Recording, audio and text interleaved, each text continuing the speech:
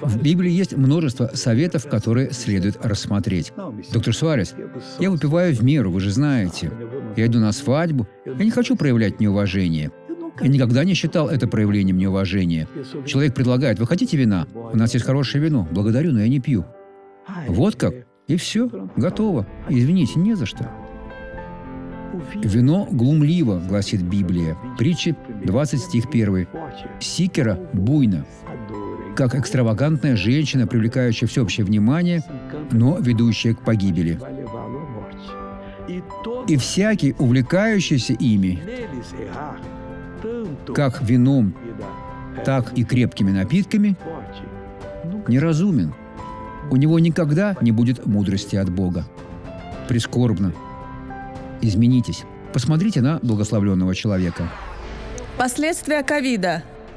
Ковида. Да. Последствия ковида. Да, пастор. До ковида у вас не было проблем. Нет, не было. Но после вакцины? Нет, не после вакцины. Мне 3 месяца делали интубацию. Интубацию. Это было для вас очень трудно. Очень. И возникли осложнения. После возвращения домой я больше месяца провела в постели. Дети переодевали меня. А что произошло сегодня?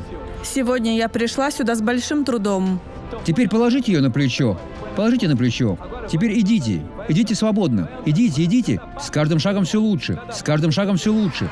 Теперь я благословлю вас, Отец. Я молюсь за всех, чтобы они были освобождены, чтобы они были благословлены, чтобы они преуспевали. Мой Бог, я велю, чтобы то зло, что есть в этой жизни, сейчас ушло. Зло, ты уберешься прочь. Болезнь, боль. Во имя Иисуса. Аминь.